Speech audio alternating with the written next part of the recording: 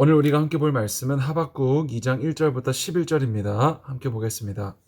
내가 내 파수한 곳에 서며 성루에 서리라. 그가 내게 무엇이라 말씀하실는지 기다리고 바라보며 나의 질문에 대하여 어떻게 대답하실는지 보리라 하였더니 여호와께서 내게 대답하여 이르시되 너는 이 묵시를 기록하여 판에 명백히 새기되 달려가면서도 읽을 수 있게 하라. 이 묵시는 정한 때가 있나니 그 종말이 속히 이르겠고 결코 거짓되지 아니하리라. 비록 더딜지라도 기다리라. 지체되지 않고 반드시 응하리라. 보라, 그의 마음은 교만하며 그 속에서 정직하지 못하나 의인은 그의 믿음으로 말미암아 살리라. 그는 술을 즐기며 거짓되고 교만하여 가만히 있지 아니하고 수월처럼 자기의 욕심을 넓히며 또 그는 사망 같아서 족한 줄을 모르고 자기에게로 여러 나라를 모으며 여러 백성을 모으나니 그 무리가 다 속담으로 그를 평론하며 조롱하는 시로 그를 풍자하지 않겠느냐. 곧 이르기를 화 있을진저 자기 소유 아닌 것을 모으는 자여 언제까지 이르겠느냐. 볼모 잡은 것으로 무겁게 짐진 자여 너를 억누를 자들이 갑자기 일어나지 않겠느냐. 너를 괴롭힐 자들이 깨어나지 않겠느냐. 네가 그들에게 노략을 당하지 않겠느냐. 네가 여러 나라를 노략하였으므로 그 모든 민족의 남은 자가 너를 노략하리니 이는 네가 사람의 피를 흘렸으며 또 땅과 성읍과 그 안의 모든 주민에게 강포를 행하였음이니라. 재앙을 피하기 위하여 높은 데에 깃들이려 하며 자기 집을 위하여 부당한 이익을 취하는 자에게 화 있을진저 네가 많은 민족을 멸한 것이 내 집에 욕을 부르며 내 영혼에게 죄를 범하게 하는 것이 되었도다.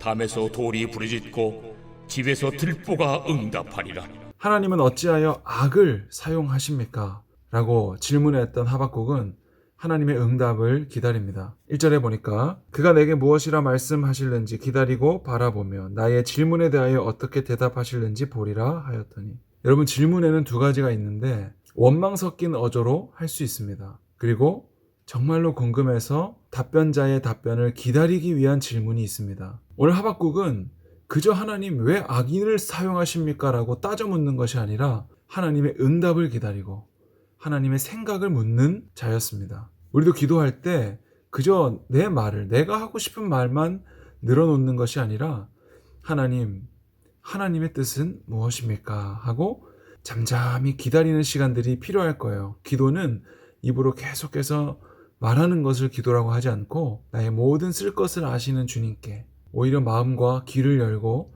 들을 준비를 하는 것이 바로 기도입니다. 이어서 하나님께서는 응답하십니다.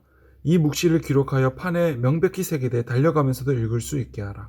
지금부터 내가 하는 말을 잘 기록해뒀다가 달려가면서도 읽을 수 있게 하라는 거예요. 여기서 말하는 묵시는 하나님의 말씀을 말하는데 특별히 우리가 알 수 없는 어떤 하나님의 세계를 말합니다. 그러니까 하나님께서 말씀으로 천지를 창조하였다라고 말할 때 그 세계는 우리가 이해할 수 있는 세계가 아니라 묵시의 세계이죠. 요한계시록에 나오는 여인과 용, 머리가 4개 달린 동물들 이런 게 나오잖아요. 그런 것은 다 우리가 다 알 수 없는 하나님의 세계, 묵시의 세계를 말합니다. 그러니까 그 하나님 나라의 이야기들을 지금부터 말할 테니까 잘 기록해뒀다가 달려가면서도 기억하라라는 것이죠. 그 내용이 뭐예요? 묵시는 정한 때가 있나니 종말이 속히 이르겠고 결코 거짓되지 아니하리라. 더딜지라도 기다리라. 지체되지 않고 반드시 응하리라 라고 말씀합니다.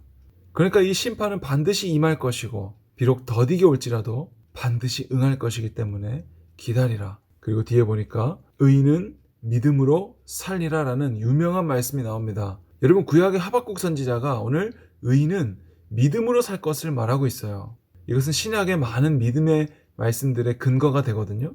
그러니까 의인은 믿음으로 사는데 믿음의 근거가 뭐예요? 바로 이 묵시의 말씀, 하나님의 약속의 성취, 더딜지라도 반드시 이루어질 것이라는 이 약속의 말씀을 기록하여서 달려가면서도 읽을 수 있게 하라라는 하나님의 약속을 믿는 것.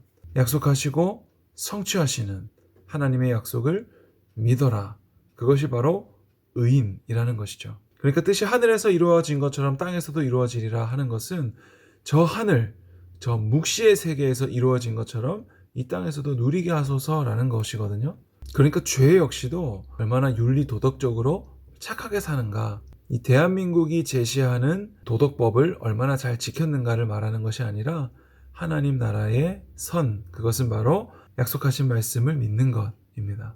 그리고 그 말씀은 곧 누구예요? 예수 그리스도죠. 예수님을 믿는 자는 의인이고, 예수님을 믿지 않는 자는 이 땅에서 아무리 착하게 살고 선한 일을 많이 해도 의인이 아닙니다. 그러니 오늘 뒷부분에 나오는 바벨론에 대한 정죄 역시도 윤리도덕적으로 내가 얼마나 착하게 살았는가를 말하는 게 아니겠죠. 정직하지 못한 자요, 교만한 자요, 술을 즐기는 자요, 거짓말을 말하는 자요, 욕심이 많은 자요, 자기 소유가 아닌 것을 모으는 자요. 그들에게 결국엔 심판이 갑자기 일어날 것이고, 그들을 괴롭히는 자들이 일어날 것이고, 그들을 노략하는 자들이 일어날 것이다 라고 심판을 말하고 있습니다. 오늘 이 모든 것들이 성경에 기록된 이유는 이 사건들을 통하여 죄라는 것이 그들 가운데 어떻게 영향을 미치는가, 그리고 아수르, 바벨론, 페르시아를 통해서 결국에는 누가 오시는가, 그것을 말하기 위한 도구로 오늘 말씀에 기록되어 있는 거예요. 그러니까 오늘 이 말씀을 보면서 우리는 우리의 죄악됨을 깨닫고, 그리고 십자가에서 모든 의를 이루신 예수 그리스도를 바라볼 수 있어야 됩니다. 여러분, 우리가 살고 있는 이 나라도 여전히 이러한 죄가 많이 있습니다. 우리도 마찬가지고, 그러나 이 모든 것들을 통하여 우리가 예수를 바라보는 것, 그 묵시의 세계에서 일어난 일들을 통하여서 하나님의 약속의 말씀을 믿는 것, 그것이 오늘 하박국 선지자가 우리에게 말하고 있는 메시지입니다. 오늘 하루도 의인은 믿음으로 살리라. 오늘 눈앞에 보이는 모든 일들에 대해서 믿음으로 반응하는 우리 모두 되었으면 좋겠습니다.